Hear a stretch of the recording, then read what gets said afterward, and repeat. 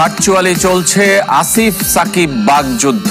নিষিদ্ধের পক্ষে ক্রীড়া উপদেষ্টা, ব্যাখ্যা দিলেন সাকিব।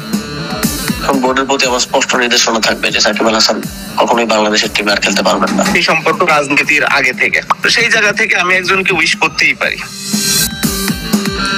বিনা প্রতিদ্বন্দ্বিতায় বিসিবি পরিচালক হতে যাচ্ছেন আমিনুল ইসলাম ও নাজমুল আবেদিন। ৩ জনের প্রার্থিতা বাতিল। মোহামেডানের 6 ফুটবলার ছাড়াই শুরু বাংলাদেশ দলের হংকং মিশন। কাল যোগ দেবেন ফাহমিদুল। সাকিব আল হাসান যেন আর কখনো লাল সবুজ জার্সি গায়ে দিতে না পারে, সেজন্য বিসিবিকে আনুষ্ঠানিকভাবে নির্দেশনা দেবে ক্রীড়া মন্ত্রণালয়। চ্যানেল 24-কে নিশ্চিত করেছেন ক্রীড়া উপদেষ্টা আসিফ মাহমুদ। শেখ হাসিনার জন্মদিনে শুভেচ্ছা জানিয়ে পোস্ট দেয়া নিয়ে ভার্চুয়ালি কথার লড়াইয়ে জড়িয়েছেন দুজন। সাকিবও জানিয়েছেন কেন শেখ হাসিনার জন্মদিনের শুভেচ্ছা পোস্ট দিয়েছেন তিনি। আসিফ মাহমুদ সাকিব আল হাসানের ফেসবুক যুদ্ধ, যার শুরুটা রোববার রাতে সাকিবের এক পোস্টকে কেন্দ্র করে। সাবেক প্রধানমন্ত্রী শেখ হাসিনাকে জন্মদিনের শুভেচ্ছা জানান নাম্বার 75। এরপর ক্রীড়া উপদেষ্টা ও সাবেক অধিনায়কের পাল্টাপাল্টি স্ট্যাটাসে উত্তপ্ত হয় সামাজিক যোগাযোগ মাধ্যম। সেখানে সাকিবকে আক্রমণ করেন সার্জিস আলম, হাসনাত আবদুল্লাহ, সাদিক কায়েমের মতো জুলাই বিপ্লবের অগ্রসেনানীরা। সোমবার আবারও ফেসবুকে পোস্ট দেন আসিফ মাহমুদ, যেখানে উপদেষ্টার সাথে সাকিবের কথোপকথনের অংশ তুলে ধরেন। শুধু ভালো ক্রিকেটার বলেই পুনর্বাসনের সুযোগ নেই, স্পষ্ট জানিয়ে দেন। চ্যানেল 24-কে নিজের প্রতিক্রিয়া দিয়েছেন আসিফ মাহমুদ। আওয়ামী লীগকে এখনো ধারণ করে বলেই ফ্যাসিস্ট হাসিনার জন্মদিনে শুভেচ্ছা জানিয়েছেন বিশ্বাস ক্রীড়া উপদেষ্টার। যতবার তিনি দেশে আসার জন্য চেয়েছেন এবং খেলার জন্য চেয়েছেন, ততবার তিনি আমাকে বলেছেন যে ভাই আমাকে জোর করে নমিনেশনটা দেওয়া হয়েছে, আমি রাজনীতির সাথে জড়িত না, আমি শুধু এমপি ইলেকশনটা করেছি, এলাকার মানুষের জন্য কাজ করতে চেয়েছি। কিন্তু আসল সত্যটা তো হচ্ছে তিনি আসলেই আওয়ামী লীগের রাজনীতির সাথেই আষ্টেপৃষ্টে জড়িত, যেটা প্রমাণ আমরা পেলাম। যোগাযোগ করা হয় সাকিবের সাথেও। মত প্রকাশের অধিকার সবার আছে বলে মনে করেন তিনি। সে তো সবসময় সিরিয়াসলি খেলা ফলো করছে, খেলা দেখছে কিংবা খেলা করছে, তাই না? খেলার সাথে যুক্ত ছিল এবং খুব ভাবেই অতপ্রত ভাবেই যুক্ত ছিল। তো সেইখান থেকে একটা সম্পর্ক হয়েছে, তো সেটা সেই সম্পর্ক রাজনীতির আগে থেকে, তো সেই জায়গা থেকে আমি একজনকে উইশ করতেই পারি। ছাড়া অন্য কোনো উদ্দেশ্য, কাউকে কোনো ইঙ্গিত, কোনো কিছু না। ভার্চুয়াল যুদ্ধের মাঝে দুঃসংবাদ শুনতে হয়েছে সাকিব আল হাসানকে। অর্থ পাচার সহ অবৈধ সম্পদ অর্জনের অভিযোগ অনুসন্ধানে নতুন কমিটি গঠন করেছে দুর্নীতি দমন কমিশন। তবে বড় ধাক্কাটা আসতে যাচ্ছে ক্রিকেট বোর্ড থেকে। ক্রীড়া উপদেষ্টা নিশ্চিত করেছেন মন্ত্রণালয় থেকে বিসিবিকে আনুষ্ঠানিকভাবে জানানো হবে সাকিব যেন আর কখনো লাল সবুজ জার্সি গায়ে দিতে না পারে। তাকে বাংলাদেশের পতাকা বহন করতে দেয়া বা বাংলাদেশের জার্সির পরিচয় বহন করতে দেয়া, এটা আমার পক্ষে কোনোভাবেই সুযোগ করে দেওয়া সম্ভব না। ইতিপূর্বে এটা আমি বোর্ডকে এইভাবে না বললেও এখন বোর্ডের প্রতি আমার স্পষ্ট নির্দেশনা থাকবে যে সাকিব আল হাসান কখনোই বাংলাদেশের টিমে আর খেলতে পারবেন না। তাহলে কি সত্যি আনুষ্ঠানিকভাবে শেষ হয়ে যাচ্ছে বাংলাদেশের ক্রিকেটে সাকিব অধ্যায়? সবকিছু ঠিক থাকলে বিসিবি নির্বাচনে বিনা প্রতিদ্বন্দ্বিতায় পরিচালক নির্বাচিত হতে যাচ্ছেন বোর্ডের বর্তমান সভাপতি আমিনুল ইসলাম বুলবুল ও সিনিয়র সহ সভাপতি নাজমুল আবেদিন ফাহিম। ঢাকা বিভাগের জামালপুর জেলার ক্রীড়া সংস্থার আরেক প্রার্থী আব্দুল্লাহ আল ফুয়াদ রেদওয়ানের মনোনয়ন বাতিল ঘোষণা করায় পরিচালক হওয়ার পথে কোনো বাধা নেই তাদের। যদিও এই নিয়ে চ্যালেঞ্জ জানিয়েছেন ফুয়াদ। কাল আপিল গ্রহণ ও শুনানি শেষে নিষ্পত্তি হবে বিষয়টি। জমাকৃত 51টি মনোনয়নপত্রের মধ্যে 48টিকে বৈধ বলেছেন রিটার্নিং কর্মকর্তা।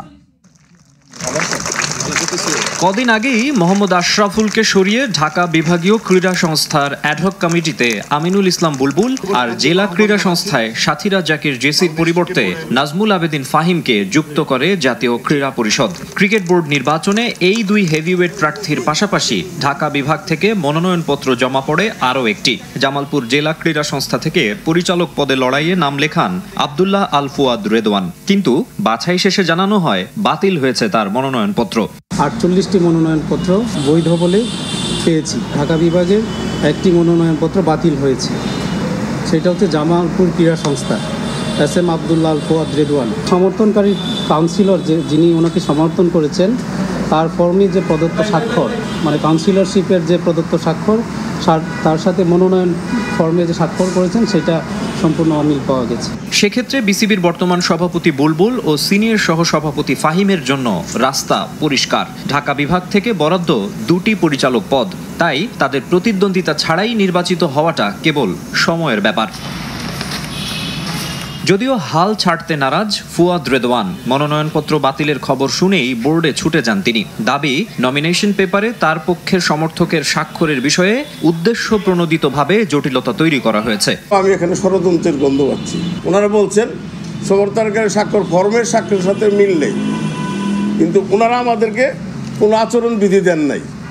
আচরণবিধিতে পরিষ্কার উল্লেখ থাকতে হবে প্রস্তাবকারীকে সমর্থনকারীকে তার ফর্মের স্বাক্ষরের সঙ্গে মিল রেখে স্বাক্ষর করতে হবে। মাসুদ রানা মুন্সিগঞ্জ জেলা কাউন্সিল আমাকে সমর্থন করেছেন। ওনার জাতীয় পরিচয়পত্রের স্বাক্ষরের সাথে আমার ফর্মের হুবহু স্বাক্ষর মিল রয়েছে। জাতীয় পরিচয়পত্রের স্বাক্ষরের উপরে তার কোনো স্বাক্ষর থাকতে পারে না। এখন সমর্থনকারী এসে বলে যে স্বাক্ষর ঠিক আছে আমার, তাহলে আপনার মনোনয়নপত্রটি বৈধ হিসেবে বিবেচিত হবে। 25 পরিচালক পদের জন্য 60টি মনোনয়নপত্র বিক্রি হলেও জমা পড়ে 51টি। এর মধ্য থেকে ফুয়াদ রেদওয়ান ছাড়াও চাঁদপুর জেলা ক্রীড়া সংস্থার শওকত হোসেন ও রাজশাহী বিভাগীয় ক্রীড়া সংস্থার হাসিবুল আলমের মনোনয়নপত্র বাতিল ঘোষণা করা হয়েছে। প্রার্থীদের চূড়ান্ত তালিকা প্রকাশ করা হবে 1 অক্টোবর। শিরোপা ছাড়াই পর্দা নামলো এশিয়া কাপের। এসিসি চেয়ারম্যান মহসিন নাকভির হাত থেকে ট্রফি নিতে আপত্তি জানায় টিম ইন্ডিয়া। পরে সেই ট্রফি না দিয়ে চলে যান তিনি। সূর্যা কুমারদের উদযাপন হয় সোনালী শিরোপা ছাড়া। আর রানার্স আপের ডামি চেকটা ছুঁড়ে ফেলে উপস্থিত অতিথিদের বিব্রত করেন পাকিস্তান ক্যাপ্টেন সালমান আগা। ঘটনাবহুল এশিয়া কাপ ফাইনালের বিস্তারিত জানাচ্ছেন সাব্বির মিথুন। ঠিক একটা অদ্ভুত টুর্নামেন্টের পর্দা নামল আমার পেছনে, যে টুর্নামেন্টে হ্যান্ডশেক বিতর্ক থেকে শুরু হয়, এরপরে দুই দলের মুখোমুখি দেখা কিংবা সামনাসামনি কথা বলাও বন্ধ হয়ে যায়। এমনকি ফাইনালে আরও একটা ব্যতিক্রম চিত্র, যেখানে টসের সময় ভিন্ন দুইজন ধারাভাষ্যকর ভিন্ন দুই দলের অধিনায়কের সঙ্গে যোগাযোগ করে। এমন সব বিরল চিত্রের পরে যখন ফাইনালটা শেষ হলো, তখন ধারণা করা হচ্ছিল অদ্ভুতের এই এশিয়া কাপের পর্দাটা তো অবশেষে নামলো। তবে নাটক যে আরও বাকি ছিল। সদ্য সমাপ্ত সেই প্রাইজ গিভিং সেরিমনিতে নতুন করে নাটক।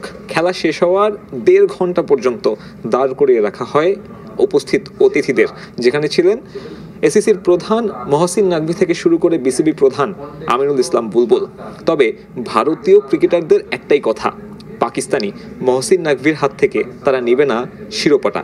এবং শেষ পর্যন্ত 1.5 ঘন্টা দাঁড়িয়ে থাকার পরে বেশ তড়িঘড়ি করে মাঠ ছাড়তে বাধ্য হন মহসিন নাকভি, এবং এই মাঠে উপস্থিত ভারতীয় দর্শকরা তখন তাকে দুয়ধ্বনি দিয়েছে।